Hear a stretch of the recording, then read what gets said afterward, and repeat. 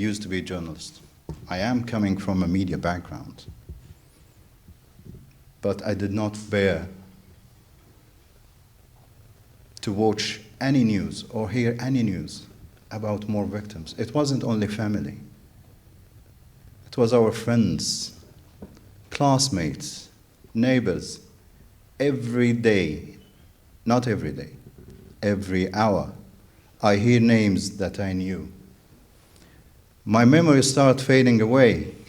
With those names, I stopped remembering them. I don't want to remember them because it hurts. It hurts a lot just to remember the names.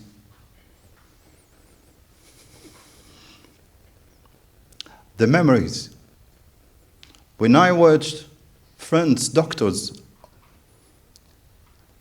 neighbors coming on the screen and saying who they have lost, it really hurts.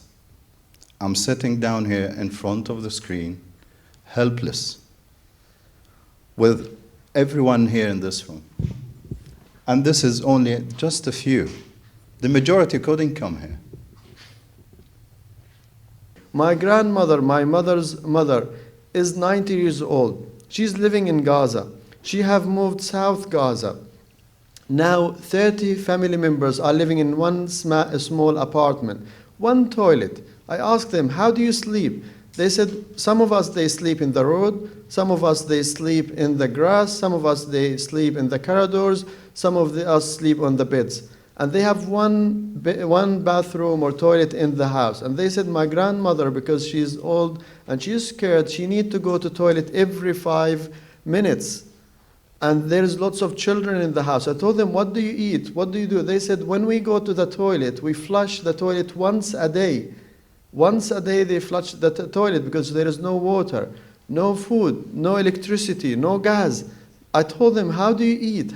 They said, no one is allowed to have a shower. We don't eat meat, we don't eat fish, we don't have bread. I told them, how do you do the bread? They said, we try to make some fire outside the apartment and we cook the bread or cook the food. And it's very risky. If you fire a small fire in Gaza, you will be bombed by the Israelis. I could talk to about any of those kids on those pictures. And I was looking and wondering, looking at their smiles, what they had been thinking about when those pictures were taken. Maysa could have been my daughter.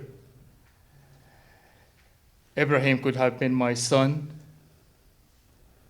Look about the potential we lost. I'm also going to talk about Wael, my cousin, with the picture here in the corner, an iOS Apple developer who managed to finish a degree in Gaza, and even he developed an application, a special application to teach Arabic for kids. He managed to finish. Gaza, for those who don't know, had maybe 5 or 6 universities. 50% of kids, of the 2.2 million population, 5-6 universities. The highest percentage of education maybe across the world. What a wasted potential. We must actually all, on behalf of all the Palestinian families, thank the wider British society across our country for their outpour of support, empathy and love. Your call for justice has reached out to our besieged families in Gaza. And we really hope it will reach our decision makers in our government. We implore all governments around the world, and in particular our government, to call for an immediate ceasefire, and allow urgent humanitarian aid to flow into Gaza immediately.